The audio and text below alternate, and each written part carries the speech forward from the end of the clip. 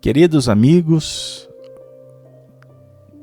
companheiros, irmãs, irmãos, com muita alegria, portanto, estamos iniciando. Estamos iniciando mais um estudo em torno das cartas de Paulo.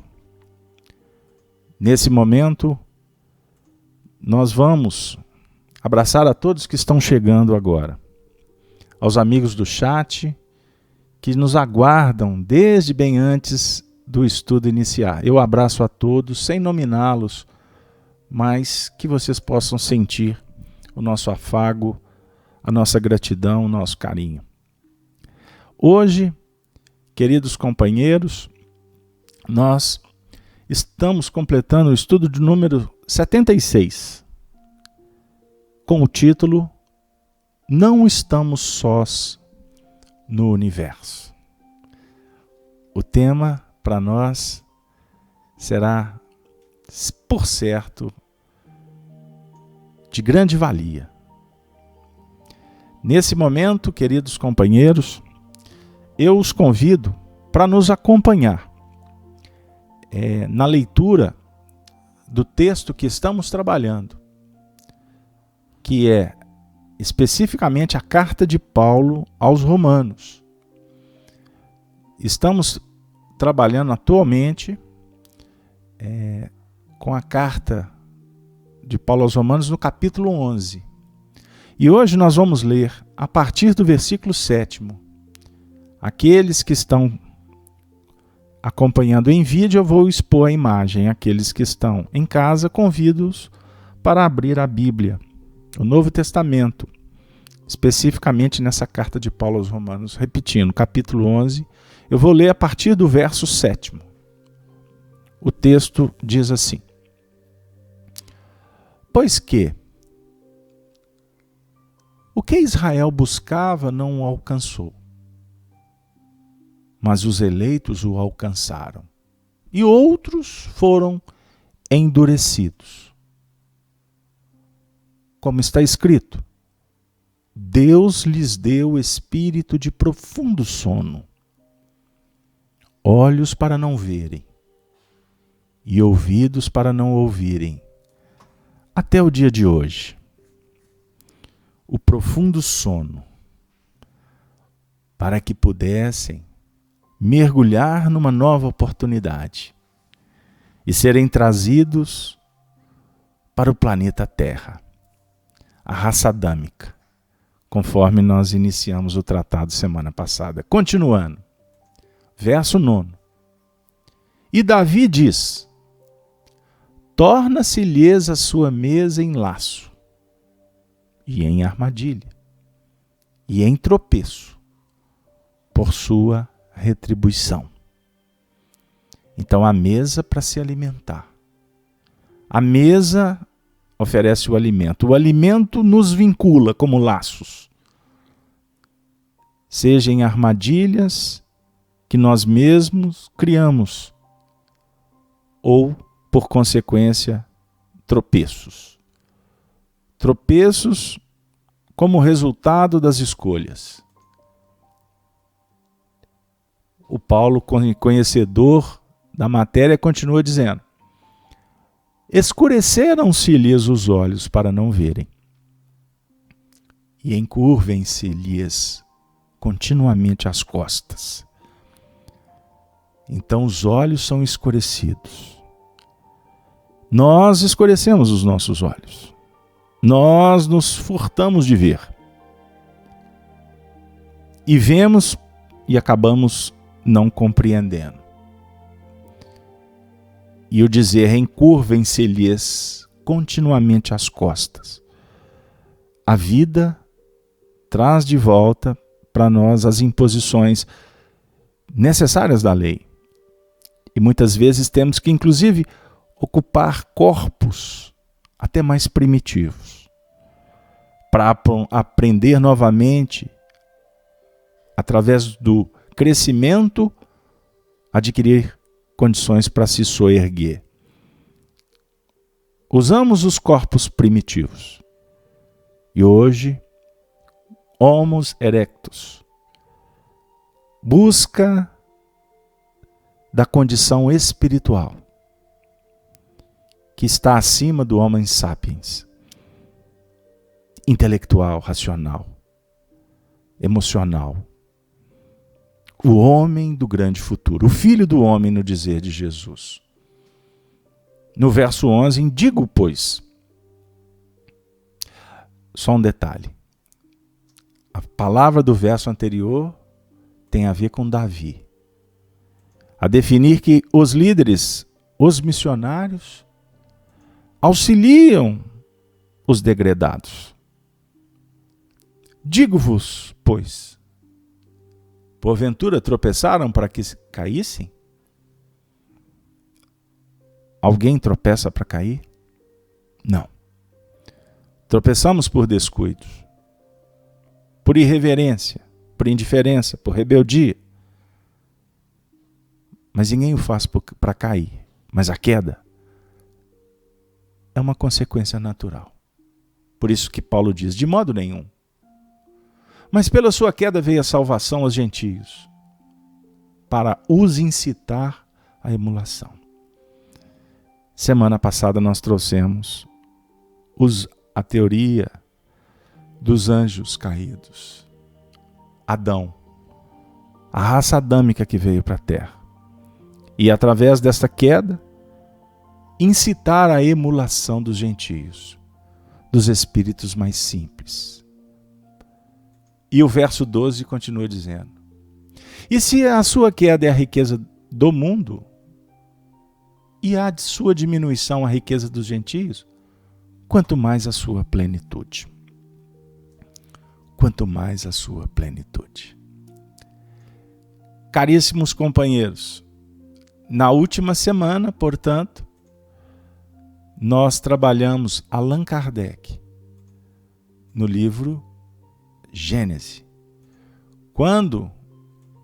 A Gênese, para ser preciso. Quando o nosso codificador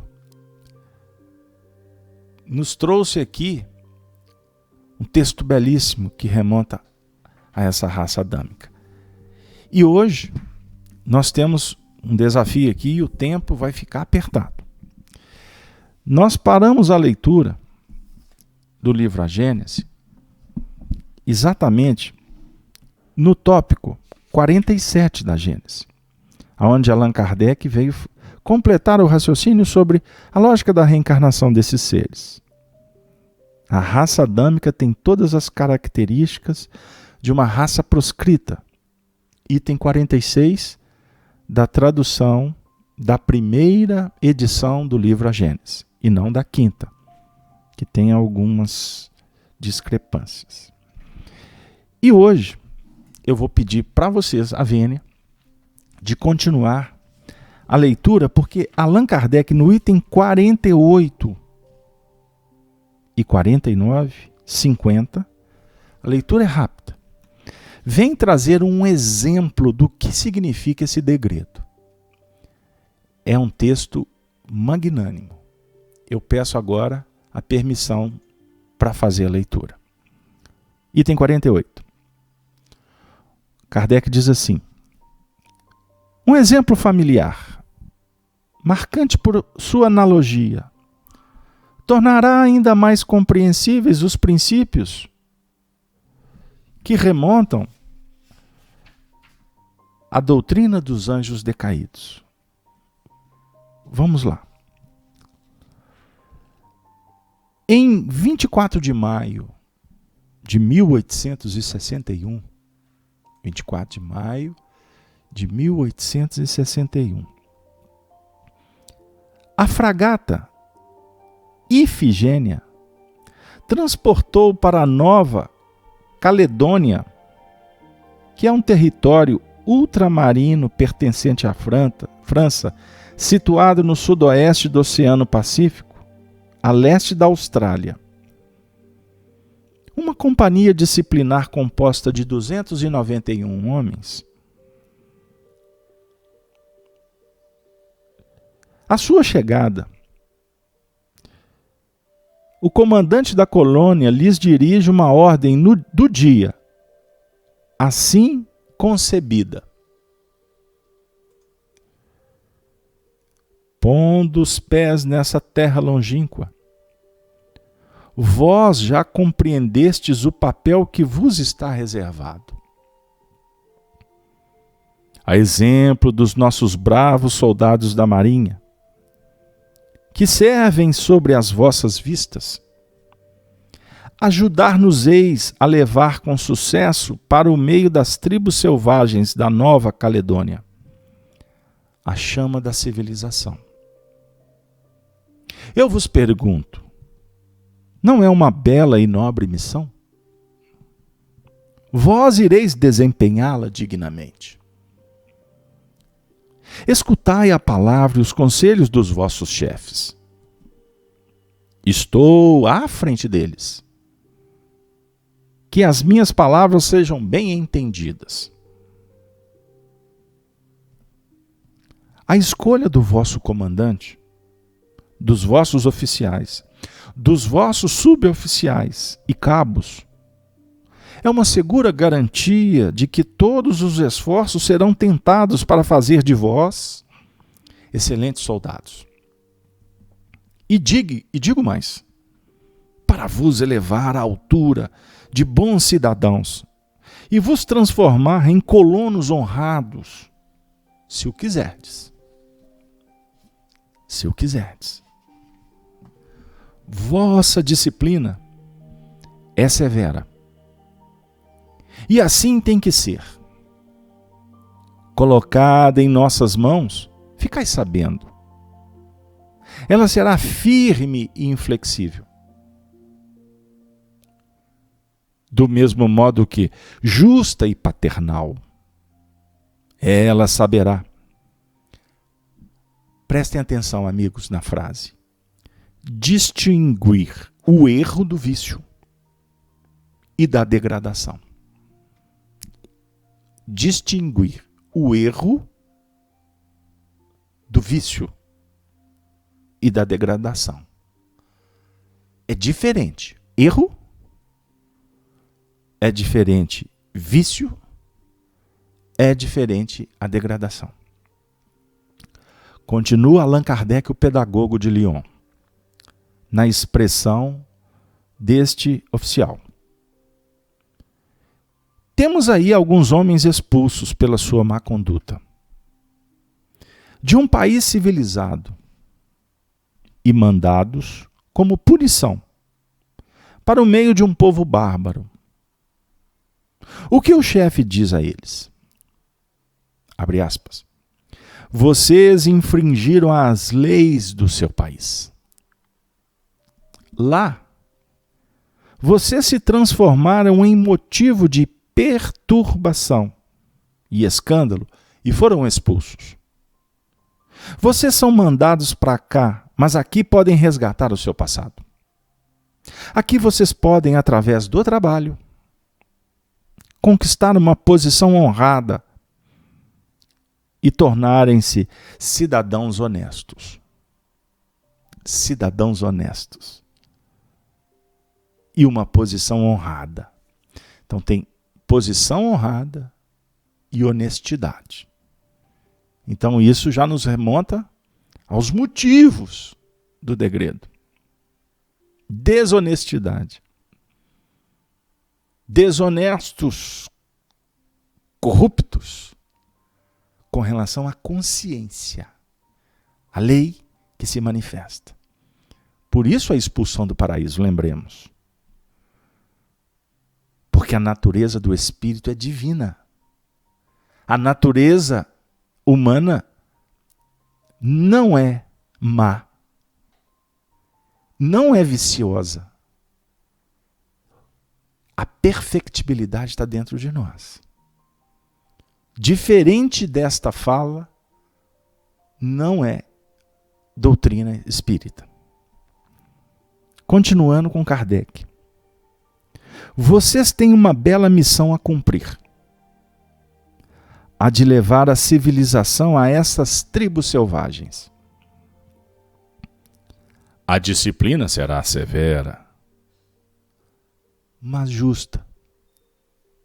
E saberemos distinguir os que procederem bem. Para aqueles homens, lançados no seio da selvageria, a mãe pátria não era um paraíso perdido por suas próprias faltas e por sua rebelião contra a lei? Rebelião contra a lei. Rebelar, infringir. Lei, consciência. Naquela terra distante, eles não são anjos decaídos? A linguagem do chefe não é igual a que Deus usou ao falar aos espíritos exilados na terra. Abre aspas. Kardec vai citar Moisés, Gênesis. Desobedecestes às minhas leis, e por isso eu vos expulsei do mundo onde podíeis viver feliz e em paz. Aqui estareis condenados ao trabalho, mas podereis, pela vossa boa conduta, merecer o perdão e reconquistar a pátria que perdestes por vossa falta. Quer dizer, o céu? Não foi isso que Deus disse? Ponto. Item 49. Kardec continua. Eu não posso interromper o nosso mestre. À primeira vista, a ideia da decaída parece contradizer o princípio de que os espíritos não podem retroceder. Porém, é preciso considerar que não se trata de um retorno ao estado primitivo. Então a queda, ela não é retorno ao estado primitivo. A queda é em decorrência do tropeço, como Paulo disse para nós no versículo lido. E Allan Kardec explora o pensamento paulino. O espírito, ainda que numa posição inferior, não perde nada do que adquiriu. Em situação nenhuma perde o que adquiriu. O seu desenvolvimento moral e intelectual é o mesmo, qualquer que seja o meio onde se encontre situado.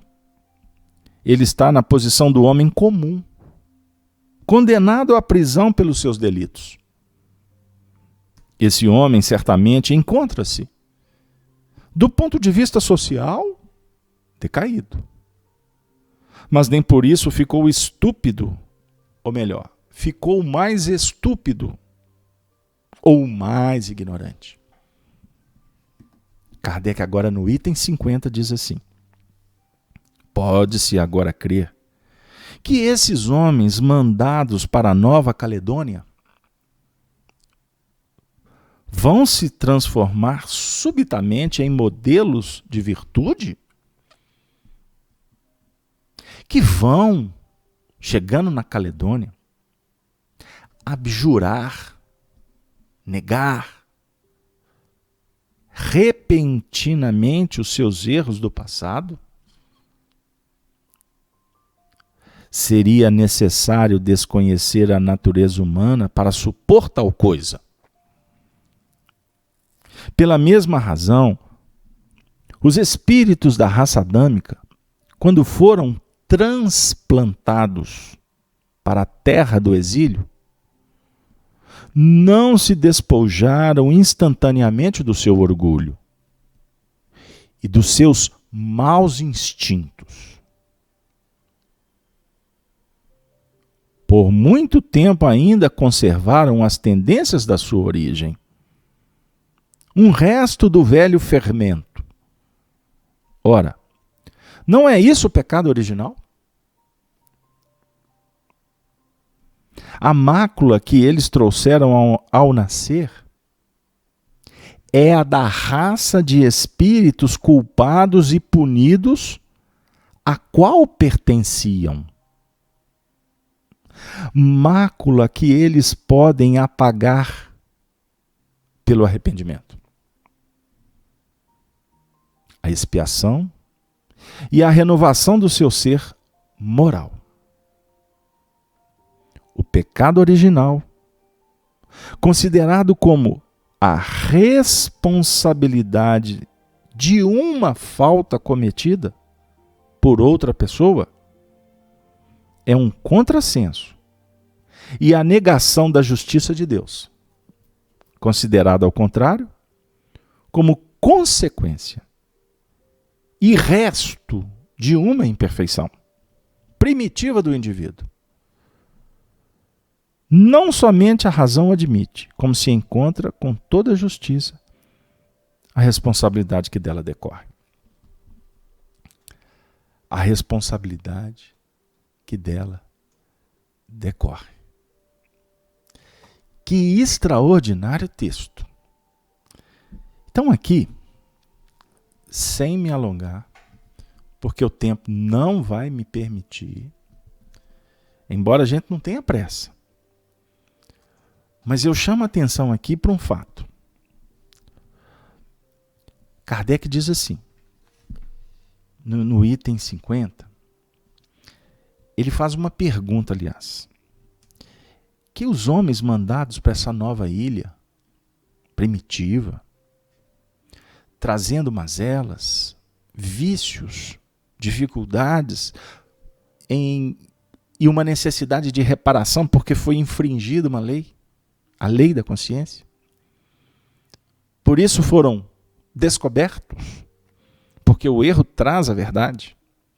Ele atrai um sistema, a manifestação da lei divina para auxiliar o indivíduo, para que ele possa recompor, para que ele possa então reparar, se reajustar. Então Kardec vem falar assim, há uma mudança súbita por terem chegado nessa ilha? E agora? Na adaptação, por terem chegado ao planeta Terra? Nós vamos negar os erros, nós vamos simplesmente demover as nossas responsabilidades do passado?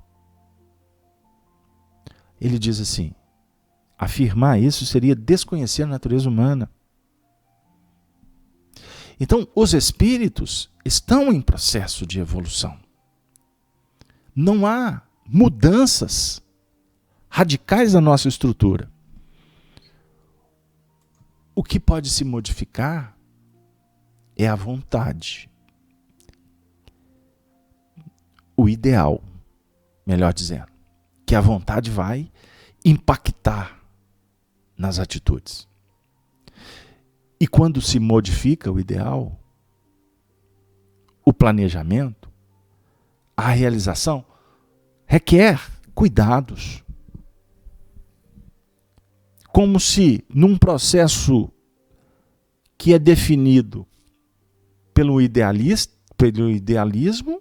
com uma necessidade de vivenciação dentro dos princípios do empirismo. O empirismo norteado, que vai grafar na tábua rasa novos procedimentos e que vai fixar novos caracteres. Mas, na verdade, movidos pela perfeição, impulsionados pelas conquistas que foram implementadas lá atrás e que, como aquisição, não se perdem jamais. Então nós poderíamos até, fazendo uma alusão aos filósofos gregos, afirmarmos que aprender é recordar, no dizer paulino. Mas que também, se caminharmos com Aristóteles e com outros, Pitágoras, nós podemos também afirmar que existe uma tábua rasa, aonde vamos ter que recomeçar. Então a filosofia propõe para nós uma verificação da magnitude da presença de Deus em nossas vidas, que nos concede o tempo, o espaço, a morada, os amigos, os familiares, para que nós possamos evoluir. E por isso nós flutuamos, nós mergulhamos, nós viajamos por dimensões extrafísicas e no reino da carne, através da reencarnação. Deus impõe a reencarnação com o fim de fazer progredir. Nós iniciamos lá atrás, num processo extraordinário de busca da verdade. Porque o princípio que o Espírito traz, o princípio que vai determinar a evolução é o amor. E o amor apresenta para nós, na sua expressão magnânima, a oportunidade de escolher. Então, o amor é a própria expressão de Deus.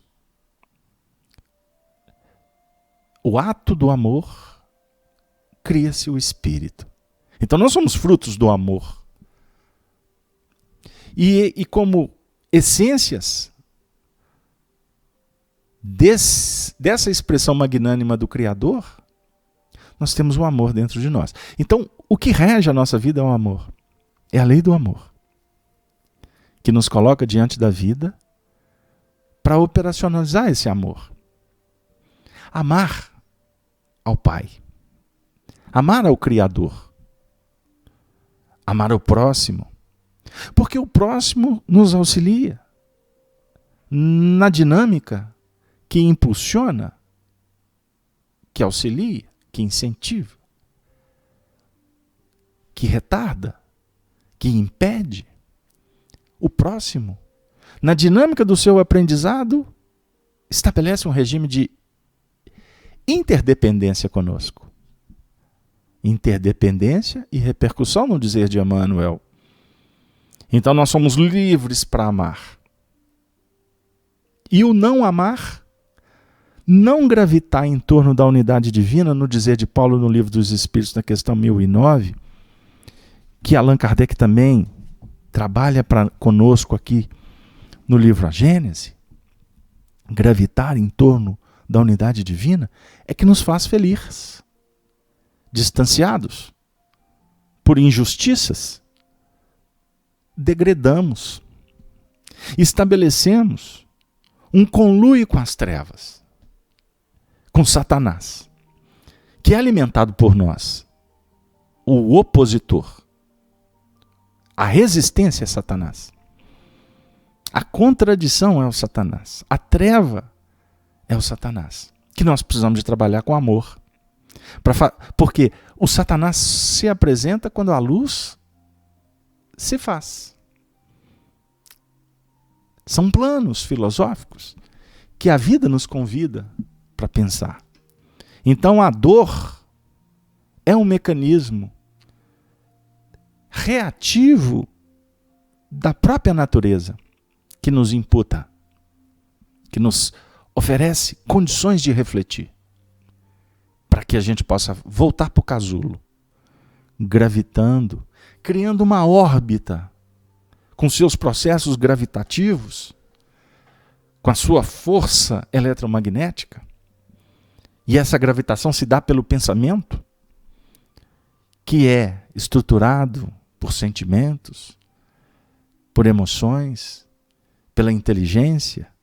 Enfim, é a dinâmica, é a realidade do espírito. Quando degradados, portanto, temos oportunidade de rever. Por isso, a teoria dos anjos decaídos, elas se tornam gigantes expressões que nos convidam para sairmos da nossa realidade relativa e ir em busca do absoluto em Deus. E o absoluto em Deus, que na verdade é a dinâmica da sua onisciência, da sua onipresença, da sua infinita misericórdia, nos concede as moradas. Então nós vamos intercambiar com os espíritos que estão em outros mundos, sejam mundos espirituais, ou sejam habitações físicas, moradas em que há reencarnações, algumas moradas com reencarnações parecidas com as nossas, outras mais primitivas, outras mais expressivas, mais evoluídas. Por isso, queridos amigos, o assunto que Paulo de Tarso abre para a gente, que Allan Kardec explora, e que tantos estudiosos da Terra e do espaço continuam trazendo contribuições, convida a cada um de nós para abrir a possibilidade de entrar no micro, mas também viajar para o macrocosmo da realidade em Deus. Porque a lei no micro e no macro é a mesma. Nós é que vamos descobrindo-a e, portanto, convidados estaremos para operacionalizar com essa lei. Essa lei que se expressa na nossa consciência. Prometemos e vamos trazer para vocês uma bela página que foi, na verdade, psicografada por um amigo muito querido, estudioso da evolução, o médium Wagner Gomes da Paixão. Recebera ele uma página daquele que foi, aqui no mundo terreno, quando conosco, foi um grande professor de doutrina espírita. Nós tivemos a honra, a grata oportunidade de trabalhar com ele durante muitos anos. Estudamos com ele o livro Gênesis de Moisés, num estudo intitulado Evolução. Durante muitos anos estudamos com ele também o livro Apocalipse de João, que é matéria que nós estamos dando continuidade nesse estudo. Todos os sábados pelas manhãs realizamos na nossa casa espírita a FEAC Minas. Convidamos vocês para nos acompanharem em vídeo ou estarem presentes conosco. E nós, então, vamos trazer o nosso querido Honório em espírito. Em espírito ele esteve auxiliando na dinâmica da psicografia do médium Wagner Gomes da Paixão, trazendo um texto em que ele também comenta esse versículo, tropeçaram para que caíssem. E eu peço vocês novamente a atenção para nos acompanhar na leitura, que vai, por certo, nos clarear ainda mais o entendimento. O livro As Chaves do Reino, lição 16. Honório diz assim: no estudo da justiça divina, em sua abrangência sábia e promotora de vida, a questão dos espíritos degredados é um tema inarredável das análises de cunho evolutivo. Por quê? Se a matéria é sempre o laço que prende o espírito para a dinâmica do seu progresso interior, a solidariedade entre os mundos da amplidão estabelece na denominada, abre aspas, pluralidade dos mundos habitados, fecha, as cadeias de vida, crescentes e depuradoras, sem que o progresso das individualidades sofreria solução de continuidade na criação excelsa. Eu chamo a atenção, dentre tantas possibilidades de reflexão aqui, eu vou chamar a atenção sobre a importância da pluralidade dos mundos habitados, que favorecem as cadeias, os elos de vida crescentes e depuradoras. Se não pensarmos com essa ótica, não é possível conceber o estudo do progresso das individualidades, porque teria um problema chamado solução de continuidade. Discutíamos hoje, inclusive, com um amigo, sobre algumas teorias que envolvem a evolução. Encontramos alguns tratados na Terra de autores inteligentíssimos em vários setores. místicos, espiritualistas, todos tentando descortinar. E a doutrina espírita é, sem dúvida alguma, a chave para entender a evolução. Por quê? A evolução está inserida na proposição do Evangelho. Desde o primeiro versículo de Gênesis até o último versículo do Apocalipse. E disse Deus, haja luz.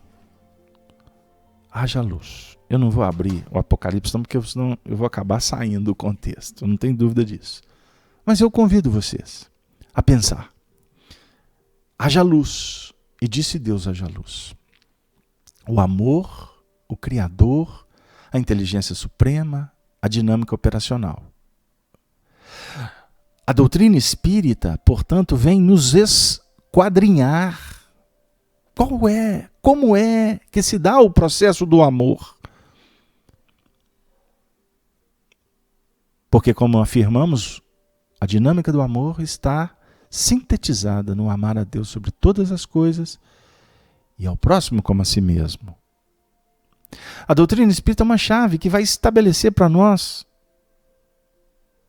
uma relação importante da aplicabilidade do amor.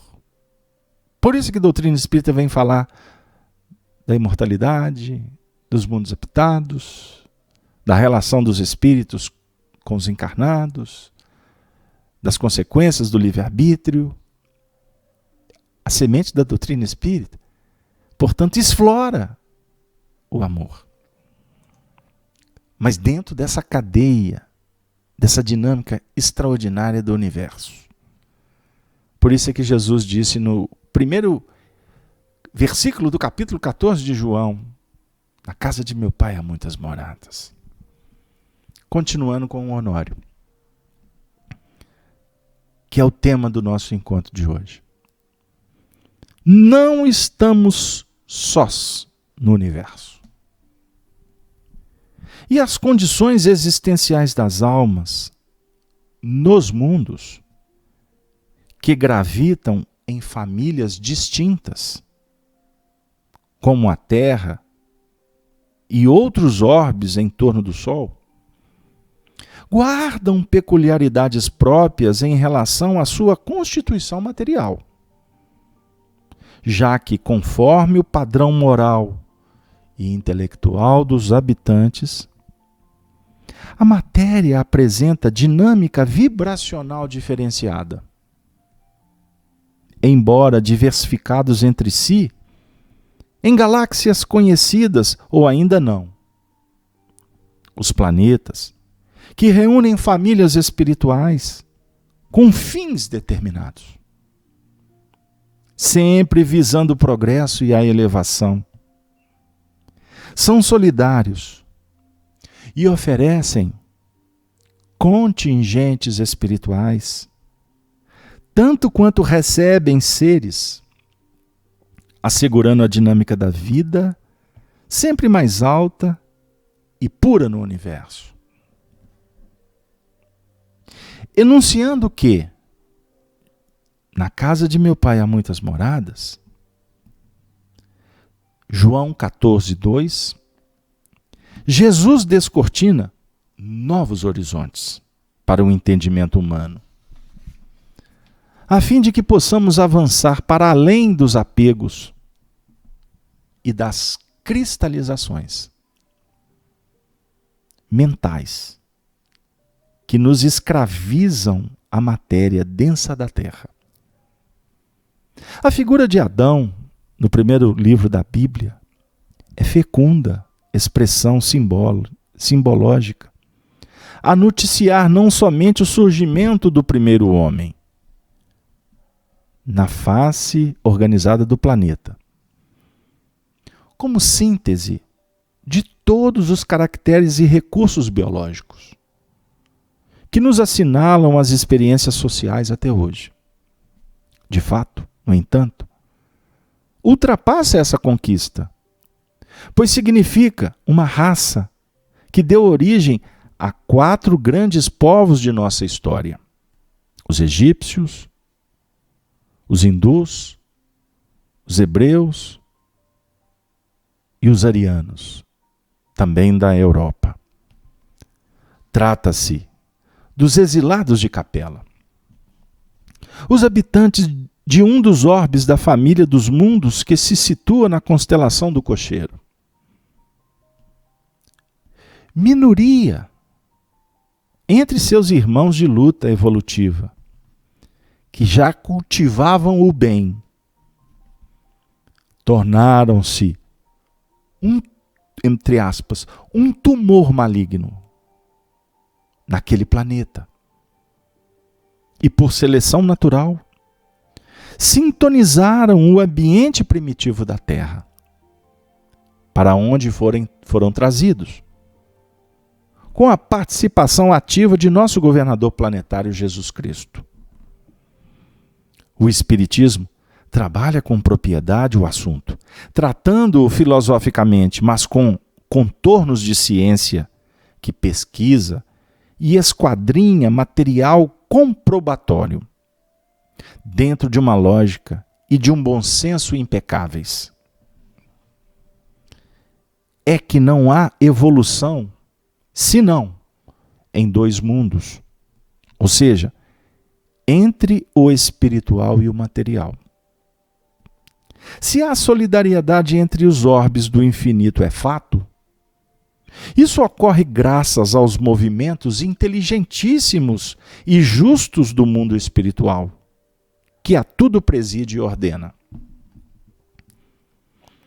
Será com base nesse entendimento que o estudioso dos evangelhos poderá compreender textos muito específicos, como este. Abre aspas. Vamos ao evangelho. E ele, respondendo, disse: Eu não fui enviado, senão as ovelhas perdidas da casa de Israel. Mateus 15, 24. Aqui Jesus explica o primacial motivo de sua vinda ao mundo, pois ele próprio havia tratado do degredo desse grupamento de espíritos, a fim de fomentar o progresso entre os seres primitivos, autóctones, os aborígenes, existentes na Terra, e prometer a eles vir, pessoalmente, para dar-lhes apoio e assegurar-lhes o caminho de sua redenção. As, entre aspas, ovelhas perdidas representam esses caídos de um mundo que atravessava naquela época a transição que hoje a nossa Terra experimenta. De mundo de expiações e provas para mundo de regeneração. Paulo de Tarso conhecia, amigos, você que está em casa, Paulo de Tarso conhecia o assunto e discorre com propriedade esclarecendo: Digo, pois, porventura tropeçaram para que caíssem? De modo nenhum.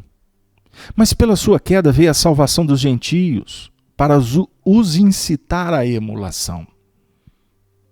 O texto que estamos estudando, Romanos 11, 11. A lógica espiritual desta interdependência é tão notória que podemos recordar a forma encontrada na Terra de levar o progresso e a civilização aos povos bárbaros e primitivos. Invasão dos seus domínios por povos mais cultos e mais habilidosos. Infelizmente, impondo nova ordem de cultura e pela exploração de riquezas. Não estamos estudando aqui méritos ou deméritos, apenas analisando fatos para geração de referências. Ciente desses mecanismos, o apóstolo da gentilidade argumenta com impressionante domínio do tema. Romanos agora 11:12. E, se a sua queda, degredo dos capelinos na terra, é a riqueza do mundo, trouxeram progresso intelecto moral que os primitivos terráqueos não conheciam, e a sua diminuição, a riqueza dos gentios. Aparentemente esses espíritos foram humilhados, pois viviam num mundo mais adiantado e tiveram de, entre aspas, descer de nível, inclusive encarnando através de seres, os gentios, que para o seu entendimento eram ainda animais, sem aprimoramento dos corpos físicos. Por isso que houve o encurvar das costas. O que se daria com a chegada deles, que apresentavam os perispíritos já dinâmicos e com valores fixados? Quanto mais a sua plenitude. Se o caído se regenerasse, passaria a cuidar dos simples, dos gentios, educando-os, pois seriam exemplos vivos. Com essa capacidade de discernir e interpretar, porque em conhecimento das leis universais, tão bem estudadas pela doutrina dos espíritos, vamos encontrar a beleza de uma profecia de Isaías, trazida nas anotações de Levi, a fim de mostrar o cumprimento da vida do Messias, atendendo de modo perfeitamente didático as duas condições evolutivas dos seres aqui já integrados. Os, entre aspas, caídos, em expiação. E os simples, no caso os gentios. Jesus reitera a fala de Isaías que está no capítulo 9, no versículo 2. E que Levi, conforme dito, registrou e está, portanto, no Evangelho de Mateus, no capítulo 4, no versículo 16. O texto diz assim: o povo que estava sentado em trevas viu uma grande luz. E aos que estavam assentados na região e sombra da morte, a luz raiou. O Honório conclui, nos ajudando, dizendo assim: nesse texto profético que se cumpriu, abre aspas, treva, fecha aspas, significa o quê? A não ser erro cometido de modo consciente e espontâneo. Fecha aspas. Por isso, você que está em casa, querida amiga, querido irmão do chat, por isso, aquele povo que estava ajustado no plano das expiações entre culpa e remorso, viu uma grande luz. Pois já sabiam do mundo de origem, o que significava um Cristo planetário. De outra forma, aos que ainda se ajustavam, estando assentados na região e sombra da morte, reencarnação fechada, sem perspectivas maiores, em que apenas o instinto predomina, para salvaguardar das primeiras experiências psíquicas, para eles, a luz raiou. Ou seja, surgiu em primeiro plano, para esse povo simples e sem experiência, a revelação do seu destino. É por isso que, mesmo pregando para os gentios, Paulo escreve em uma de suas epístolas: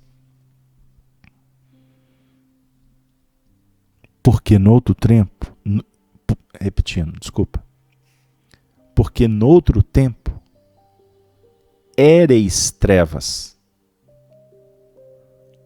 mas agora sois luz no Senhor.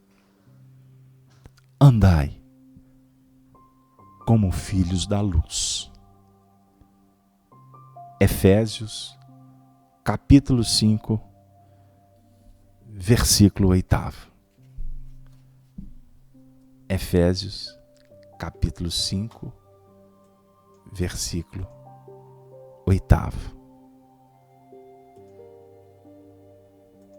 Querido irmão, querida amiga, bondosos companheiros, esta é a escola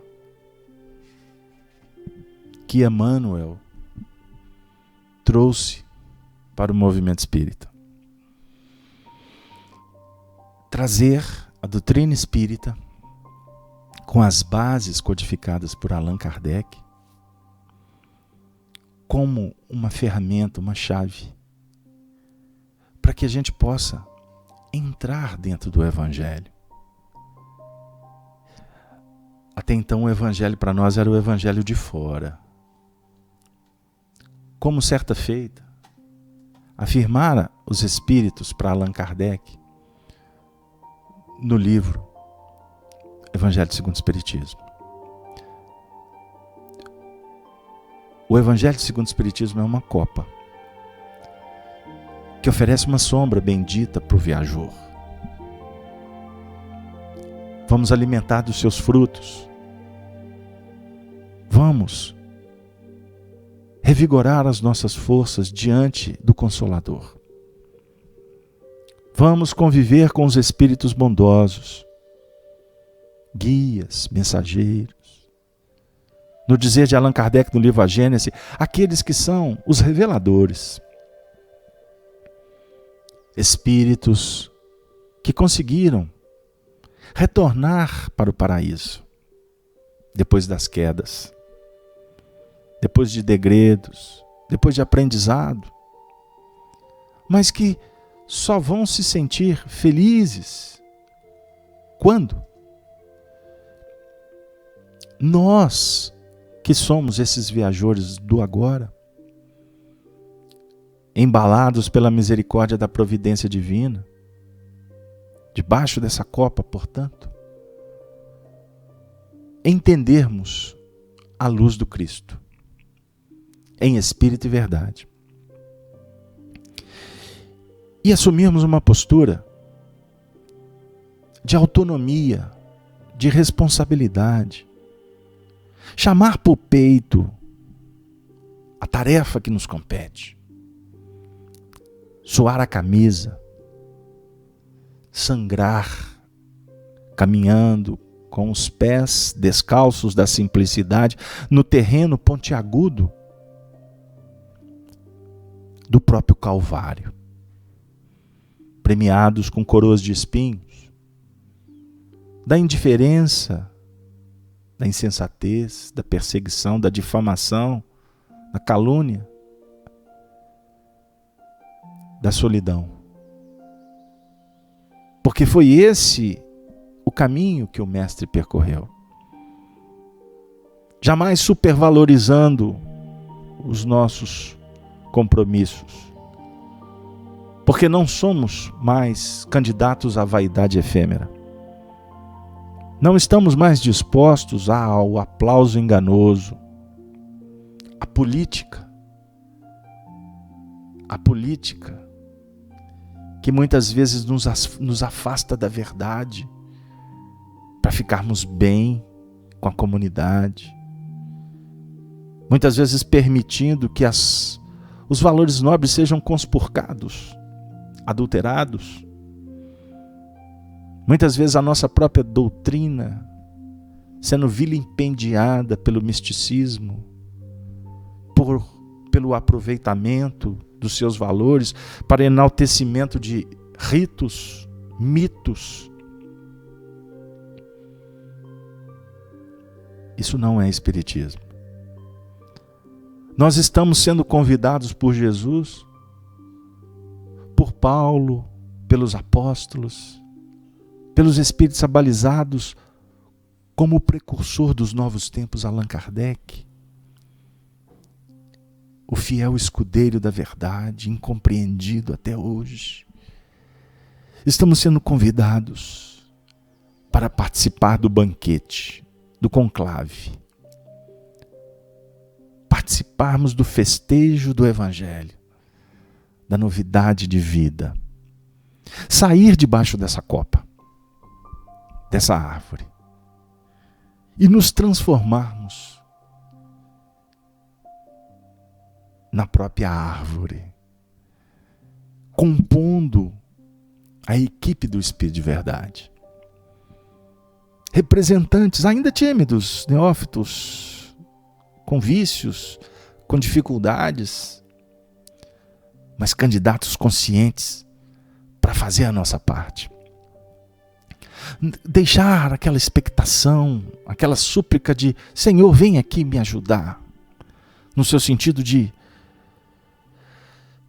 envolvidos com as nossas quedas, mas procurar Jesus como a mão amiga que estendida consola, indica,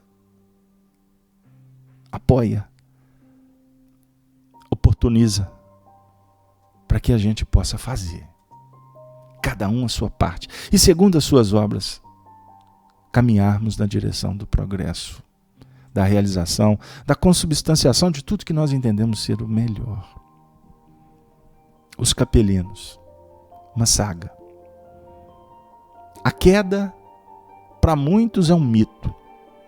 Costuma ser dogmas, costuma trabalhar tratados, religiões.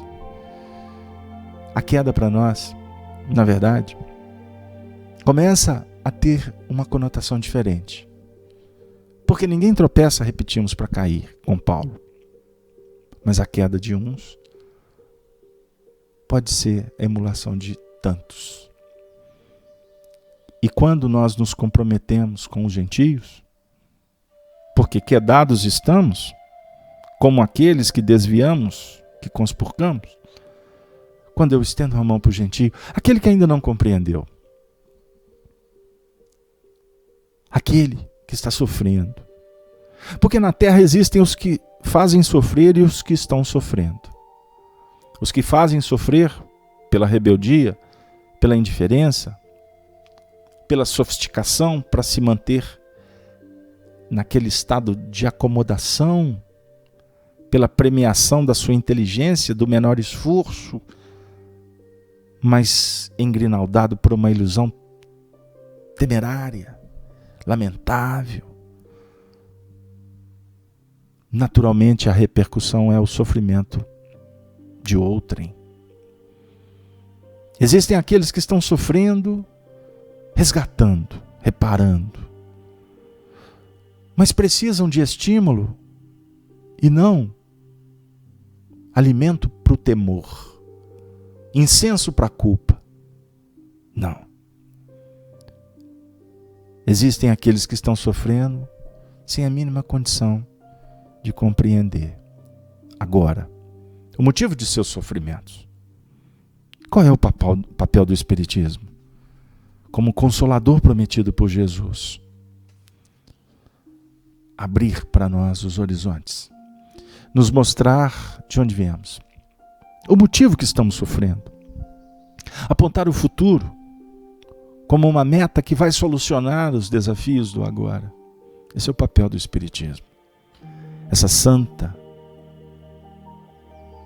inigualável doutrina que nos coloca face a face com o Senhor, que nos propõe a unificação com Deus. O amor nos impulsiona, mas o amor nos convida de volta. A unidade divina, comunhão com Deus, filhos, na condição de herdeiros, depois filhos como representantes, como Cristo o é, será, e que nós estamos sendo convidados por Ele para também nos tornarmos, abrindo mão do ter, sermos verdadeiramente espíritos. Eis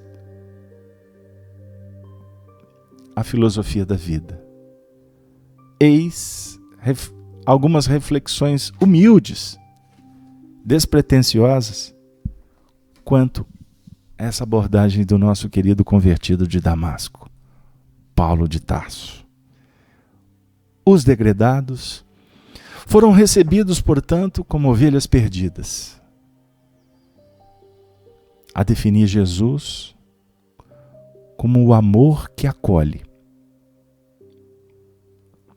o amor que atende, o amor que conforta, o amor que ouve o desabafo, que apoia, estimula no seu erguimento, o amor que orienta, o amor que indica, mas o amor que acompanha, porque o amor vai até o fim. Não vos deixarei órfãos. O amor que propõe o perdão. O amor que, portanto, nos concede a paz.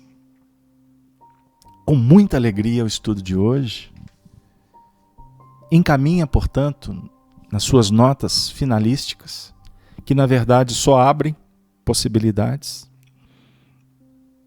porque o Evangelho não fecha. E nós estamos aqui em busca de fraternidade,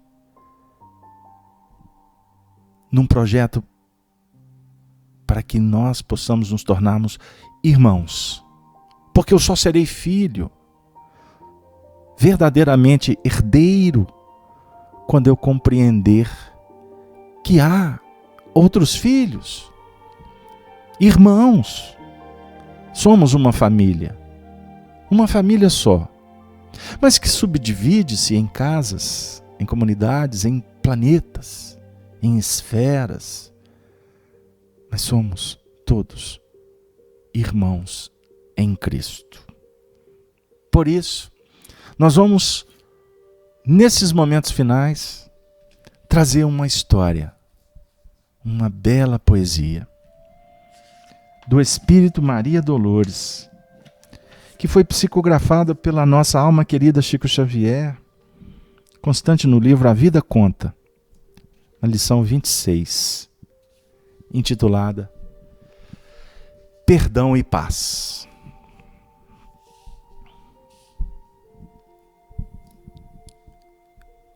O refúgio de amor da Boa Nova, denominado Casa do Caminho, albergava um montão de pessoas em prova, entremostrando fartamente doença, inquietação, cansaço e desalinho. O sol se despedia no poente. Tudo em Jerusalém no entardecer requeria parada de lazer depois do dia quente. Entretanto, na casa do Senhor, intensa prosseguia a tarefa de paz, de compreensão e de amor. Enfermos sem família que os quisesse, débeis mentais em desvalia. Mulheres desoladas, crianças de ninguém, colhidas nas calçadas, junto dos companheiros de Jesus, alinhavam-se em prece, rogando ao céu socorro, amparo e luz. No transcurso do dia, Simão Pedro suara e trabalhara tanto, que se acolhera a sós em sigelo recanto, tentando se esquivar a estafa que sentia. Mas um dos seus assessores veio apressado pelos corredores e disse-lhe através da voz tremente: Irmão Pedro, chegou à nossa porta um velhinho em feridas, geme e grita com dores incontidas. É o Rabino Joás, que conheceis, antigo fazedor de nossas leis. Pedro aprumou-se e respondeu, como quem se arrojara em intenso asco: Joás, filho de Aquim, o terrível carrasco, que odeia o mundo galileu?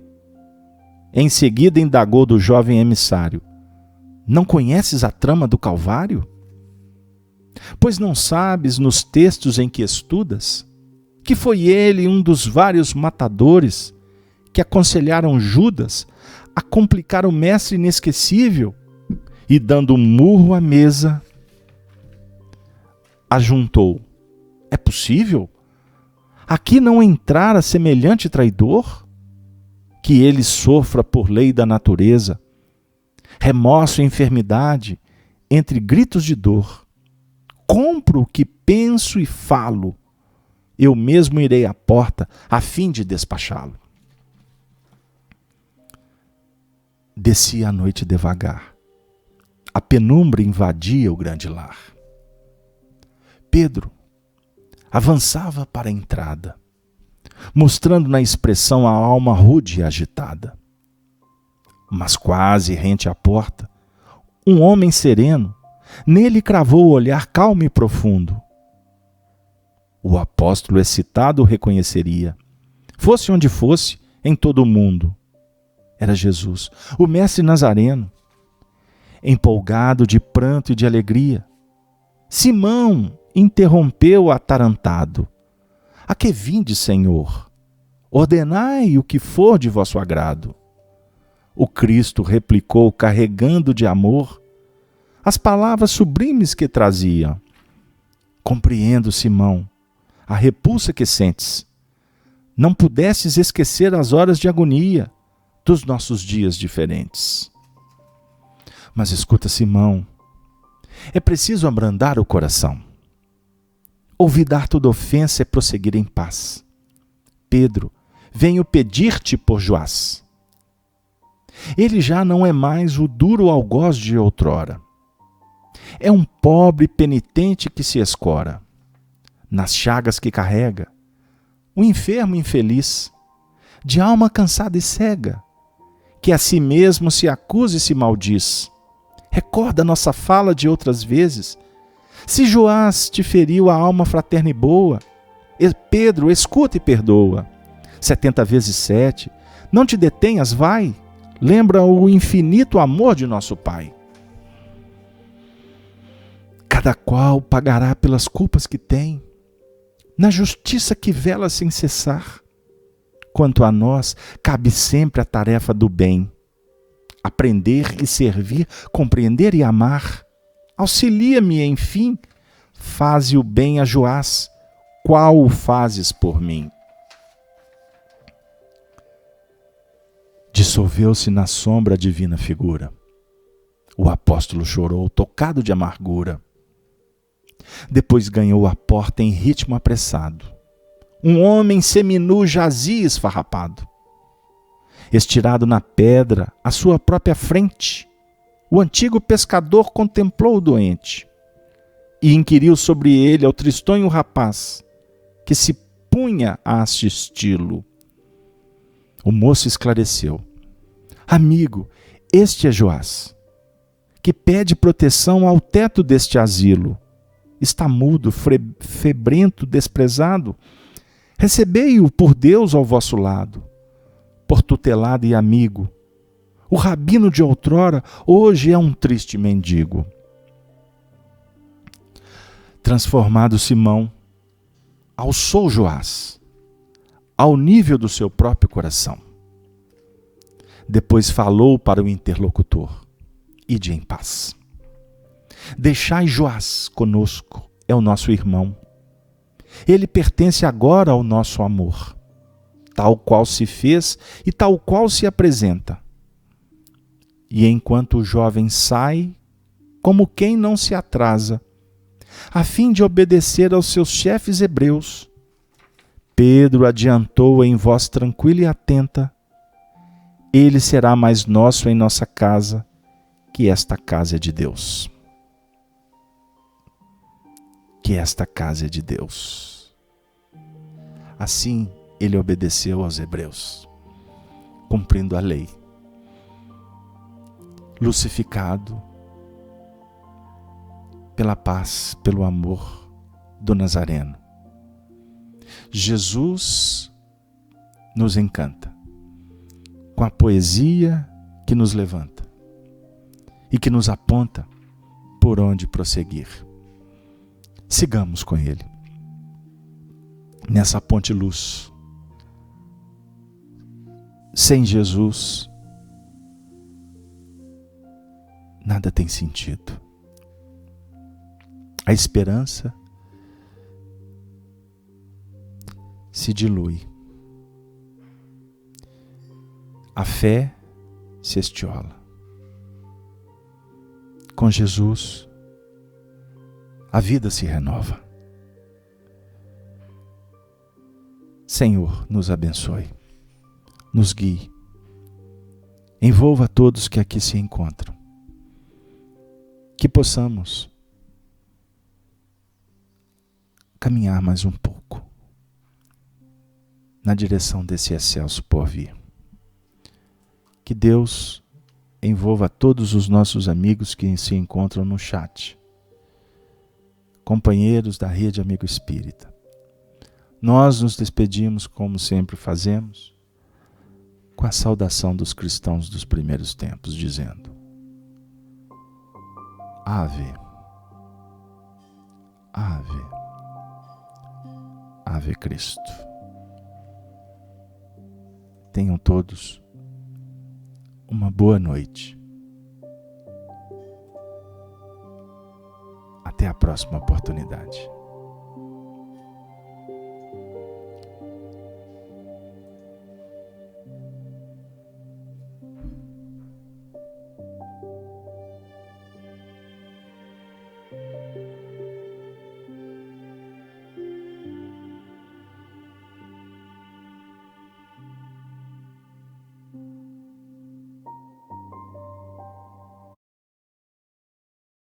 Rede Amigo Espírita, uma ferramenta de união, interação e divulgação do movimento espírita. Acesse www.redeamigoespírita.com.br e confira nosso acervo disponível. Rede Amigo Espírita, divulgando, instruindo e unificando.